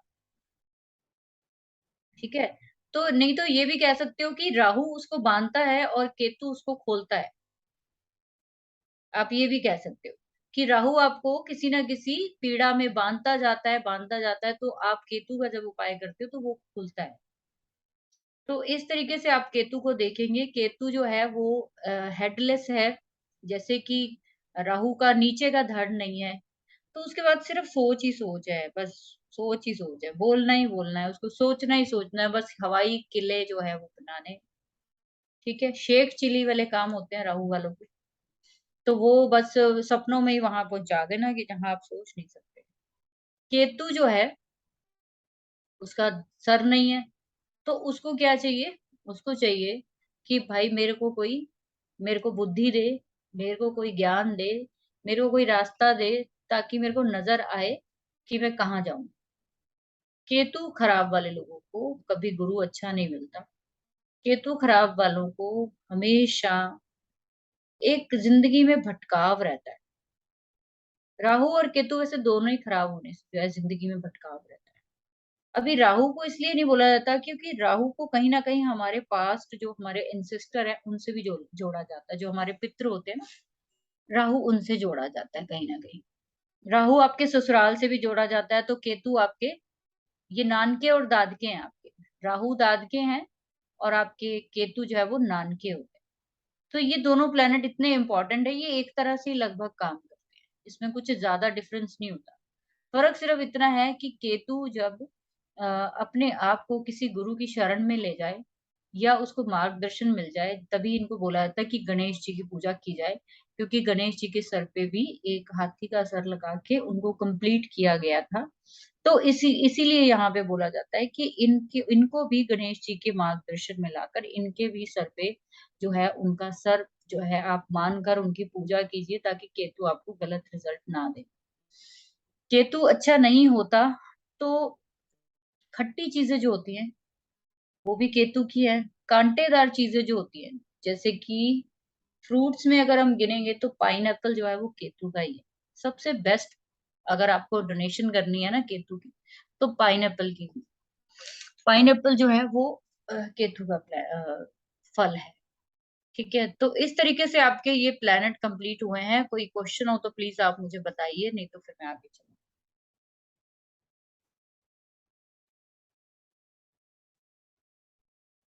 कोई क्वेश्चन तो मैम नहीं है? केतु नो की मैम। खट्टी खट्टी चीजें कौन सी है मैम?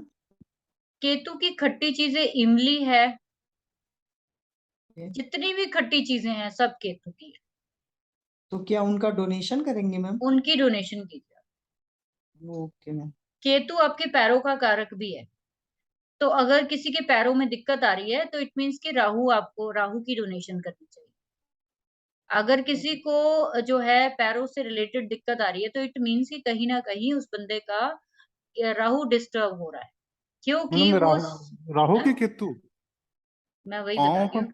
पाँव का कारक केतु है, लेकिन जब राहु खराब होगा तो बंदे के पैरों में भी दिक्कत आएगी। आप चेक करिए कभी भी। ओके। और अगर किसी के पैरों में ही खाली दिक्कत आ रही है तो पक्का है उसका राहु ही खराब हो रहा है, क्योंकि पैर पैर जो है ना आपके बाद में उस पे इम्पैक्ट आता है। पहले आपको इसीलिए लाल किताब में जो इसकी रेमेडीज जो है वो ऐसे ऑपोजिट बताई गई कि पहले अगर सर में कोई दिक्कत आ रही है सन राहु या कुछ ऐसे प्लैनेट्स की वजह से, तो आप केतु को जो है वो शांत करिए। उसकी दूसरी नोड जो तड़फ रही है, परेशान हो रही है, क्योंकि देखो यहाँ पे सांप को इस तरीके से समझ सकते हो आप कि जब राहु खराब होगा तो ये समझ लीजिए किसी का सर किसी के पैरों के नीचे आ गया है, वो बंदा तड़फ रहा है, निकलना चाहता है वहां से। ठीक है, तो जब सांप के ऊपर मान लीजिए कोई हैवी चीज रख दीजिए आप उसके सर के ऊपर, तो क्या हिलेगा बताइए? पूंछ हिलेगी मैम। तो इसीलिए बोला गया कि आप उसका इलाज करिए, आप उसको कंट्रोल करिए। आप जी उसको भी पकड़ जी। लोगे ना तो फिर वो जो सर की वजह से वो तड़फ रहा है, पूरा परेशान कर रहा है, तो वो भी कंट्रोल हो जाएगा। ठीक है, आप केतु की डायरेक्ट भी कर सकते हो, डायरेक्ट अगर करनी हो ना, मतलब वैसे तो राहु अगर गलत घरों में है, जैसे जी सातवें जी। में है, लगन में है, थर्ड हाउस में नहीं, सॉरी सिक्स्थ हाउस में, नाइन्थ हाउस में राहु है, या गुरु के घरों में राहु है, तो आप वहां पे सीधा सीधा राहु की रेमेडी कर सकते हो। जी। और वैसे इन जनरल मैं अपना एक्सपीरियंस आपको बता दूं कि कभी भी राहु की अकेले रेमेडी होनी नहीं चाहिए, राहु और केतु दोनों की रेमेडी होनी चाहिए, तब वो ज्यादा सक्सेसफुल है। क्योंकि कई बार यही नहीं पता चलता कि राहु खराब हो रहा है कि केतु खराब हो रहा है। ये दोनों एक ही तो हिस्से है ना, एक ही प्लेनेट के दो हिस्से हैं, तो आपको नहीं समझ में आएगा, तो आप दोनों की रेमेडी कीजिए। Okay ma'am. ठीक है, तो ये जी। चीज होगी।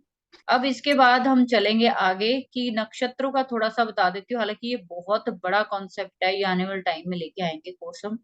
तो इसमें क्या होता है, नक्षत्र वो है जब आपका जन्म होता है तो आपके जो तारे होते हैं ना आसमान में, वो किसी एक स्पेसिफिक शेप में होते हैं, और उस शेप के अकॉर्डिंग उस जो शेप को एक नाम दिया जाता है, उसको बोलते हैं नक्षत्र। ये जो तारों की शेप है, कोई हाथी की शेप होगी, कोई तुला की शेप होगी, कोई कोई किसी तरीके की शेप होगी, ये 27 तरह की शेप्स बनती हैं।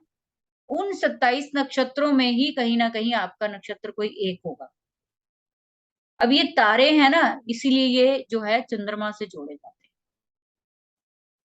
ठीक है, तो ये जो शेप है इसको हम नक्षत्र बोलते हैं, जब इनसे मिलकर जो है, जैसे कि किसी में कितने वो नक्षत्र, क्योंकि ये बहुत इलेबोरेट चैप्टर है, बस इतना सा आप समझ लो कि जो प्रॉपर शेप बनती है आपके बर्थ के टाइम में तारों की, उस शेप के अकॉर्डिंग जो नक्षत्र बना है वो नक्षत्र आपका जन्म नक्षत्र होगा। ठीक है, अब ये नक्षत्र कितने तरह के होते हैं? नक्षत्र होते हैं 27 तरह के। वैसे 28वां नक्षत्र भी होता है, वो दोपहर को अभिजीत मुहूर्त का होता है, तो उसको काउंट नहीं करते, वो जी। पक्का ही होता है। अभी यहाँ पे नक्षत्र क्यों महत्वपूर्ण है? अगर नक्षत्र महत्वपूर्ण इसलिए है क्योंकि नक्षत्र के बिना आप कुछ नहीं कर सकते। आपका जो बेसिक नेचर बन के आया है, अगर आपको उसको डीप सेंस में समझना है तो आपको अपने जन्म का नक्षत्र पता होना चाहिए। जैसे मेरा जन्म स्वाति नक्षत्र में हुआ, आगे हम नाम बताऊंगी मैं, आगे लिखे हुए मैंने। स्वाति नक्षत्र में मेरा जन्म हुआ, तो स्वाति नक्षत्र का जो लॉर्ड है, हर 27 नक्षत्रों में ये जो 27 नक्षत्र हैं इनके एक एक लॉर्ड है। ठीक है, अब इन लॉर्ड्स के अकॉर्डिंग जो है ना आपकी जिंदगी ने रुख लेना है। वो जो लॉर्ड होगा वो मेन जो है ऑनर है, आपकी जिंदगी को चलाने वाला। आपको ऊपर से दिखेगा मेरी राशि है, मेरा प्लैनेट है, लेकिन उसको अगर और नीचे तक जाना जाए, तो नक्षत्र बताएगा कि आपको असल में जो स्वभाव मिलने वाला है, वो कैसा मिलने वाला है। तो मेरा जैसे स्वाति नक्षत्र है, तो उसका लॉर्ड है वो राहु है। तो ऐसे पर्सन जो है कहते हैं कि ऐसे पर्सन को रोज नई चीज चाहिए, चाहे वो खाने की हो, चाहे वो सीखने की हो, चाहे वो पर्सन को डेली कुछ नया चाहिए। अगर इनको डेली कुछ नया रिसर्च नहीं मिला तो ये पागल हो जाएंगे, ये डिप्रेशन में चले जाएंगे। राहु क्या है ना, मुंह को डिनोट करता है ना, तो इसको रोज खाने को कुछ चाहिए। ठीक है, तो इस तरीके से आपका जो बेसिक स्वभाव बनता है, जो मेरा शुरू से ये नेचर रहा है कि मैंने इतनी सारी चीजों में सीखा, इतनी सारी चीजें सीखी कि मैं आपको बता नहीं सकती। और अभी भी मैं ये सोचती हूँ कई बार कि बहुत थोड़ा टाइम है, तो मैंने कुछ भी सीखा नहीं है। मुझे कोई कहता है कि आपको बहुत आता है, तो मुझे मुझे ऐसा लगता है, मेरे को उसी टाइम झटका लग जाता है कि नहीं, अभी तो कुछ भी नहीं आता यार, लोग तो पता नहीं कहाँ पहुंचे हो, मेरे को तो बहुत कुछ सीखना है अभी। ठीक है, तो अभी भी कुसुम मैम जानती है, जहां क्लासेस चल रही हैं या कुछ है, तो उनके वो तो मुझे समझ लो कि एक वो लगता है कि चलो गुरु से शिक्षा लेनी है, या वो चीजें चलनी है, वो लेनी है, मेरे को सीखनी है, क्योंकि बिना गुरु के गति नहीं मिल सकती। गुरु बहुत जरूरी है हमारी जिंदगी में। बट सेटिस्फेक्शन जो है ना, राहु वालों की कभी हो ही नहीं सकती। चाहे उनके 50 गुरु हों, उनको फिर भी सेटिस्फेक्शन उस दिन होगी जिस दिन वो कुछ नया खुद से करेंगे। ये होता है नक्षत्र का कमाल। ठीक है, तो अब यहाँ पे एक छोटी सी जानकारी आपको देनी थी मेरे को, कि आपको ये पता होना चाहिए जब आप एस्ट्रोलॉजी करते हो, कि ये जो 9 प्लैनेट है हमारे, वो हमारे जो जोडियक है, यानी या जो हमारे राशि चक्र है, 12 जो घर है, हमारी कुंडली के 12 घर है, एक प्लैनेट एक घर में कितने दिन तक रुकता है, ये बहुत जरूरी चीज है, जो हर एस्ट्रोलॉजर को पता होना चाहिए। तो यहाँ पे मैं आपको बता दूं कि सूर्य जो है वो एक राशि में 30 दिन के लिए आता है। 30 दिन के बाद वो दूसरी राशि में मूव कर जाता है। इस तरीके से वो 12 राशियों में एक साल में पूरा चक्कर काट के वापस से उसी घर में आता है। उसके बाद आइए मून पे। मून जो है वो सिर्फ और सिर्फ एक राशि में 2.25 दिन टिकता है। इसीलिए कहते हैं कि मून जो है वो सबसे फास्टेस्ट प्लेनेट है। और मून का इतना ज्यादा जो अप्स एंड डाउन्स हमारी जिंदगी में होता है, चंद्रमा इतनी जल्दी खराब होता है, क्योंकि आप, आज आपको एक सीक्रेट बताती हूँ, आप लोग अपनी जिंदगी में आपको पता चल जाएगा। अगर आपको पता लगाना हो कि महीने के किस 2 या 3 दिन मेरे को रोना है, किस 3 दिन मेरे को डिप्रेशन होने हैं, तो मैं आपको बता देती हूँ कि जिस दिन मून आपके कुंडली में 8वें घर को टच करेगा, 8वें घर में आएगा, या 8वीं राशि को टच करेगा, ये 4 दिन आप मार्क कर लीजिए, आप एक बार आंसू जरूर गिराएंगे।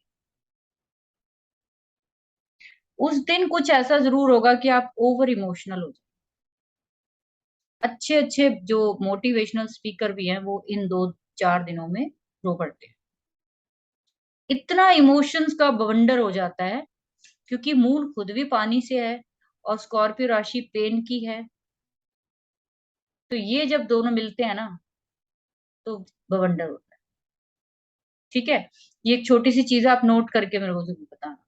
मरकरी एक राशि में 30 दिन के लिए रुकता है, और पूरे साल में ये एक एक राशि में, 12 राशियों में एक साल लगा देता है, 12 घरों में घूमता है। उसके बाद वीनस भी एक राशि में 30 दिन के लिए आता है, और पूरी कुंडली में ये एक साल में घूम जाता है और वापस अपनी स्टेज में आ जाता है। इससे आप ये अंदाजा लगा सकते हो, जैसे जो गोचर देखते हैं हम लोग, हालांकि आप लोग नए हो कई बीच में बहुत, तो गोचर जब देखते हैं तब ये चीज बहुत यूजफुल होती है हम लोगों के लिए, कि हमें ये देखना हो, जैसे मैंने आपको बोला कि स्कॉर्पियो चेक करना, कि आपकी राशि में जब स्कॉर्पियो मून आएगा, तो आप जब अपनी जो एक ट्रांजिट वाली कुंडली निकलती है, उसमें आप देख सकते हो आराम से कि 8 नंबर में अगर चंद्रमा किस दिन मतलब आपका मन जिस दिन बहुत दुखी हो ना, बहुत दुखी हो, आप उस दिन एक बार अपनी जो ट्रांजिट वाला चार्ट होगा वो निकालना और चेक करना कि क्या ऐसा है। मेरे साथ तो होता है। ठीक है। और उसके बाद मार्स जो है वो एक राशि में 1.5 महीना रहता है। तो एक राशि में, जैसे आजकल मार्स आया हुआ है टॉरस में, टॉरस वालों को बहुत परेशानी हुई पड़ी है। ठीक है। तो अब ये है 1.5 महीना एक राशि में रहता है, तो तकरीबन ये पूरी जो 12 घर है हमारे कुंडली के, तकरीबन हिसाब लगा लीजिए अब 1.5 साल के अंदर अंदर ये पूरा चक्कर लगाता है पूरी कुंडली का। ठीक है। उसके बाद जुपिटर जो है वो हर एक राशि में 1 साल के लिए आता है। ये पूरी कुंडली का चक्कर 12 सालों में लगाता है। तो जहां पे आज आपका ट्रांजिट में जैसे 12 नंबर में चल रहा है आजकल जुपिटर, तो अब पूरे 12 साल बाद ये जुपिटर 12 नंबर राशि में आएगा। उसके बाद शनि सबसे बड़ा पीरियड शनि का है। ये एक राशि में 2.5 साल रहता है। तभी शनि से ज्यादा डरते हैं लोग कि इतना ढीला प्लेनेट है कि जहाँ बैठ गया वहां ढम करके बैठ गया, हिलना नहीं वहां से इसमें। ऐसे ही लोग होते हैं शनि वाले, जहाँ बैठ गए तो बैठ गए, हिलना नहीं, काम नहीं करना भाई। इतने स्लो बंदे, इतने ठंडे विचारों वाले बंदे की बहुत ही, कोई इनमें एक्टिविटी नहीं होती, कोई चीज का शौक नहीं होता इनमें। अब इसीलिए 2.5 साल अगर वो एक राशि में रहेंगे तो तकरीबन पूरा जो साइकिल, पूरी कुंडली का जो ये चक्कर लगाता है, ये 30 सालों में लगाता है जबकि। तो जिस भी राशि में आज हमारा शनि है, जैसे 10 नंबर में चल रहा है, तो अगले 30 साल बाद अभी आएगा 10 नंबर। इसके बाद राहु केतु लगा लो, उन दोनों का टाइम पीरियड सेम होता है, ये एक राशि में 1.5 साल रहती है। तो ये भी 18 साल के आसपास पूरी कुंडली का चक्कर लगाते हैं। ठीक है। तो अब ये आपको समझ आ गया होगा, ये बड़ी इंपॉर्टेंट चीज थी तो मुझे लगा कि आपको बतानी चाहिए मेरे को। तो मैंने आपको ये नोट कर लेना, आपको पीडीएफ सबको मिल जाएगा। इसके बाद एक और छोटी सी जानकारी है कि जो मैंने आपको सिर्फ बोल बोल के समझाई थी, मैंने स्पेशल स्लाइड्स बनाई आप लोगों के लिए ताकि आपको नोट्स बनाने की दिक्कत ना हो कि कौन सा प्लेनेट किस में एग्जॉल्ट होता है और किस में वो नीच का होता है, डेबिलिटेड होता है ना। सन जो है वो एरिस राशि में 1 नंबर में उच्च का होता है और लिब्रा में जाकर 7 नंबर में वो नीच का हो जाता है। उसके बाद मून जो है वो टॉरस यानी वृष राशि में उच्च का होता है और स्कॉर्पियो में जाके वो नीच का हो जाता है। मरकरी जो है वो वर्गों में उच्च का होता है और पाइसिस यानी मीन राशि में जाकर नीच का हो जाता है। ठीक है। अब ये एरीज के बिल्कुल 7वें में लिब्रा पड़ती है। तो मैंने जैसे आपको बोला था कि जो भी प्लेनेट अपने 7वें में जाकर अपना बल जो है वो तकरीबन, वहां पे जो प्लेनेट उच्च का होता है, जैसे यहाँ पे ये उच्च का है मून, तो ये अपने से 7वें, टॉरस से 7वां स्कॉर्पियो पड़ता है, तो वहां जाके ये नीच का हो जाएगा। इसी तरीके से आप काउंट करोगे तो पता लग जाएगा आपको। पाइस वीनस जो है, शुक्र पाइसिस यानी मीन राशि 12वें घर में उच्च का होता है, बट वो वर्गो में आकर उससे बिल्कुल 7वें में वर्गो यानी कन्या राशि में आकर नीच का हो जाता है, जैसे मैंने आपको प्रैक्टिकल एग्जाम्पल दिए थे।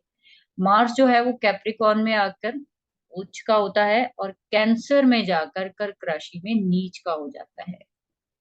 इसी तरीके से जुपिटर जो है वो कैंसर में एग्जॉल्ट होता है, उच्च का हो जाता है, लेकिन कैप्रिकॉर्न 10वीं राशि में नीच का हो जाता है। सैटर्न जो है वो लिब्रा में तुला राशि में उच्च का है और एरीस में जाकर 1 नंबर में नीच का हो जाएगा। राहु टॉरस में उच्च का होता है और स्कॉर्पियो में जाकर वो नीच का हो जाता है। केतु स्कॉर्पियो में अच्छा होता है और टॉरस में जाकर नीच का हो जाता है। तो ये इंपॉर्टेंट चीजें हैं, आप अपने चार्ट पे देख सकते हो कि आपका प्लेनेट जो है वो कौन कौन सा प्लेनेट उच्च के हो रहे हैं, कौन से नीच के हो रहे हैं। अभी हम यहाँ पे मैं आपको 27 नक्षत्रों के नाम बता देती हूँ, इसके बाद हो जाएगा ये खत्म। 27 नक्षत्रों में सबसे पहला नक्षत्र है अश्विनी नक्षत्र। ये मैंने इसलिए नाम दिए हैं, एक्स्ट्रा शीट बनाई क्योंकि आप लोग अपने अपने जन्म नक्षत्र निकाल पाओ और नेट पे सर्च कर लेना आपके जो नेचर है वो इस नक्षत्र के अकॉर्डिंग है या नहीं। ठीक है। तो वो चेक करिए आप। अश्विनी नक्षत्र नंबर 1 का है, दूसरा नक्षत्र है वो भरणी नक्षत्र है, तीसरा नक्षत्र कृत्तिका, फिर रोहिणी, मृगशिरा। ये जैसे मैंने नंबर लिखे हैं ये ऐसे ही हैं, सब ऐसे ही चलेंगे, रो वाइज ही चलते हैं, इनमें कोई आगे पीछे नहीं करना, ऐसे ही होते हैं। सातवें छठे नंबर का आर्द्रा है, पुनर्वसु, पुष्य, अश्लेषा, मघा, पूर्वा फाल्गुनी, उत्तरा फाल्गुनी, हस्ता, चित्रा, स्वाति, विशाखा, अनुराधा, ज्येष्ठा, मूला, पूर्वाषाढ़ा, उत्तराषाढ़ा, श्रावणा, धनिष्ठा, शतभिषा, पूर्वा भाद्रा, उत्तरा भाद्रा, भाद्रा और रेवती। ठीक है, तो ये 27 नक्षत्र है। आप अपनी जो मून साइन है ना आपका, उसका देखना है आपने कि उसका नक्षत्र क्या है। जो आपका नक्षत्र होता है वही आपका मून साइन बनता है। ओके, तो यहाँ तक जो है वो चीजें मैंने आपको बता दिया। इसके अलावा कोई क्वेश्चन हो तो प्लीज बताओ, नहीं तो फिर मेरे को थोड़ा सा रिव्यू भी दे देना अपना कि कैसा लगा। मैंने अपनी तरफ से जितना हो सकता था आपको बेस्ट बता दिया है। और इसके बाद जो है अगर किसी की इच्छा होगी तो मैं अगला जो भी कोर्स डालूंगी तो बता देना मेरे को। वो भी हम ऐसे ही छोटे छोटे डालेंगे ताकि आसानी से, आप कोई बर्डन ना हो किसी पे, आसानी से सीखो। ठीक है, तो अभी मेरे को बताओ कैसा लगा आपको और क्या क्या। बहुत अच्छा कर रहा है मैम, बहुत अच्छा सिखा रहे हैं आप, बहुत बढ़िया। आपको ऐसा तो नहीं लगा कि वेस्ट गए पैसे हमारे? नहीं मैम, हम्म, बाकी और से पूछिए आप। ठीक है। हाँ जी अभिषेक जी, मैंने पढ़ लिया आपका। स्त्री का सौभाग्य आपने लिखा ना कि 8वें घर से स्त्री का सौभाग्य। 8वें घर से ना आपके जो स्पाउस है उसकी फैमिली का पता चलता है। तो आपकी जो स्पाउस है उसकी फैमिली यानी आपका ससुराल है। ठीक है, तो इसलिए बोला जाता है कि 8वां घर जो है वो अगर किसी लड़की का अच्छा नहीं है तो ससुराल में जो है उसको बहुत ज्यादा परेशानियां होती है, इसलिए बोला जाता है। तो इसलिए भाग्य से जोड़ा जाता है कि भाग्य अच्छा लड़की के शादी के बाद होगा। ये 8वां घर बताएगा, वहां पे अगर अच्छा प्लेनेट है तो लाइफ अच्छी रहेगी उसकी। ठीक है, नहीं, सो मैं ये लिखा था, बहुत अच्छा है क्लास। आप रिव्यू मांग रहे थे तो इसलिए मैं लिखा। अच्छा अच्छा, नहीं नहीं, ऊपर मैंने अभी पढ़ा, आपने लिखा हो ना, शायद एक चीज नहीं बताई कि हाँ, मैं अष्टम। मेरी सोच थी, शायद आपने बता दिया हो, मैंने ध्यान नहीं दिया। नहीं नहीं नहीं, मैंने नहीं बताई। वो पता क्या है, थोड़ा डिटेलिंग का पार्ट है, इतना ज्यादा हजम भी होना हाँ, चाहिए। या कमल जी बिल्कुल नए हैं, उनको तो मुझे लगता है सारा सिर से निकल गया ऊपर से ही। नहीं, इसलिए मैं लिख रहा हूँ, आपको बोला नहीं इसलिए। हाँ जी सर, कैसे रहा आज? लास्ट की क्लास है आज। अच्छा लगा मैम, लेकिन वो आप रिकॉर्डिंग भेजेंगे तो दोबारा दोबारा सुन के हाँ उसको हाँ समझ नहीं बिल्कुल, पाएंगे। आप टेंशन ही मत लो। आपका टेलीग्राम पे है ना, टेलीग्राम इसलिए मांगा मैंने कि वहां पे जी बड़ी जल्दी रिकॉर्डिंग जो है वो पोस्ट हो जाती है, 1 सेकंड जी में। और मेल जी वेल में क्या होता है कि जरा सा भी अगर कोई नेटवर्क इशू है तो बड़ा लफड़े वाला काम। तो इसलिए मैंने जी नंबर मांगे थे कि हम लोग सारी उस पे ही भेजते हैं, टेलीग्राम पे वो बेस्ट रहती है। और कोई दिक्कत नहीं होती उसमें। ठीक। ठीक है, इन फ्यूचर कोई नहीं, आपको कोई भी दिक्कत हो आप मैसेज करके पूछ लेना, कोई भी परेशानी हो तो। ठीक है, चलिए थैंक यू आप सभी का। आप लोग लगा के देखना जितना भी है, 3 क्लासेस में काफी चीजें हैं, नोट्स बना लेना। और अगर आप लोगों को कोई दिक्कत होगी तो कोई बात नहीं, मैं एक क्लास और दे दूंगी आप लोगों के डाउट के नहीं लिए। मैडम, बहुत अच्छा क्लास है, ये प्राइस के हिसाब से बहुत ज्यादा है। तो यही यही मजा आना चाहिए ना कि जितना हाँ। दिया उससे ज्यादा गुरु को देना चाहिए। ठीक है, तो गुरु पे भार नहीं होना चाहिए, स्टूडेंट पे भार होना चाहिए बस। नहीं नहीं नहीं नहीं। तो ये मेरी आदत है, इसीलिए जो है कि जितना भी देना है, क्योंकि ये तो कुछ भी नहीं है सच में बताऊं तो। मुझे इतनी चीजें बनानी थी कि लेकिन मेरे पास टाइम नहीं था। और आप लोगों से रिक्वेस्ट है अभिषेक, एक डेस्टिनी स्टार करके चैनल है, उन लोगों ने मेरा एक लेक्चर अरेंज किया है लाल किताब का, वेल्थ, हेल्थ और रिलेशनशिप के ऊपर। ठीक है, आप फ्री है ओके। वो फ्री ऑफ कॉस्ट है। अगर आप लोगों को अटेंड करना है तो वो कल रात को 9 बजे है। और शनि और इतवार को होगा। 3 दिन उन्होंने मेरा टीचर्स डे करके लिया है स्पेशली। तो आप लोगों ने अटेंड करना है तो वो कर लेना, तो ठीक है? और तो आपकी वो जो जूम उसका भी जूम आईडी है क्या उसका भी मैडम? हाँ, हाँ, बिल्कुल, आपको ना मैं उस ग्रुप में ऐड करवा दूँगी, आप लोगों के मैं फ़ोन नंबर उनको दे दूँगी, वो आपको ग्रुप में ऐड कर लेंगे ठीक और है वहाँ मैडम। इन्फॉर्मेशन आ जाएगी, लिंक आ जाएगा, आप आराम से जॉइन कर लेना, ठीक है? ओके कल मेरी वहाँ पे है लेक्चर, क्योंकि ओके काफ़ी मैडम। लोग होंगे वहाँ पे, काफ़ी बड़ा ग्रुप है। तो दूसरी कल नहीं, परसों है ना? परसों है 5 तारीख, सॉरी। हाँ, परसों है। परसों हाँ है जी। वो, तो कल अगर आप कहोगे तो मैं कल लाल किताब की दे दूँगी आपको एक क्लास। अगर कहोगे तो फिर ये 6 तारीख को दूँगी, 6, 7, 8 को। आप अपने हिसाब से दे दीजिए, और हम लोग को हम प्रॉब्लम नहीं, नहीं, मेरे को आप तो लोगों कोई को प्रॉब्लम बस नहीं है। हाँ, मेरे को और कुछ नहीं, मेरे को ये होता है कि चलो सारे जने आ जाएँ, क्योंकि अभी भी 4-5 लोग आए नहीं, वो लोग कह रहे हैं कि हम रिकॉर्डिंग ही लेंगे, क्योंकि वही टाइम अगर मैं दोपहर का रखती हूँ, तब भी आधे लोग आएँगे, अगर मैं रात का रखती हूँ, तब भी आधे ही लोग आएँगे। तो फिर मेरे को यही कंफर्टेबल टाइम था कि दिन में मेरे को और भी क्लासेस का, ठीक है? तो नहीं आप मैडम, लोग बताओ। मैं आपको नहीं बोल रहा मेडिकल काम में हूँ, मैं खुद अभी हॉस्पिटल से आया हूँ, टाइम मिला बोल के लाइव अटेंड कर लिया मैं। आप क्या करते हो मेडिकल में? नहीं नहीं, मैं घर में बीमार है, जो हमारी ग्रैंडमदर थोड़ी तबीयत खराब है, ओके। तो उस चक्कर में मैं बाहर हूँ। Okay, okay, okay. कोई बात नहीं, आपको अगर कोई परेशानी है तो कोई नहीं, रिकॉर्डिंग मिल ही जाएगी आपको, कोई ऐसी परेशानी वाली नहीं बात नहीं है। नहीं, वो कोई इशू नहीं है। है ना? तो हम्म, चलिए ठीक है, थैंक यू वेरी मच आप सभी का। आए हो तो मैं आपको लिंक भेज दूँगी, इसी लिंक से आपने जॉइन करना है जब भी करना है, तो मैं आपको टाइम वगैरह बता दूँगी। कल अगर पॉसिबल होगा तो कल दे दूँगी क्लास, नहीं तो फिर 6 तारीख को दूँगी मैं। ठीक है जी? ओके चलिए, thank you very much, okay good ma'am. Night all of you. Thank thank you. You, thank you.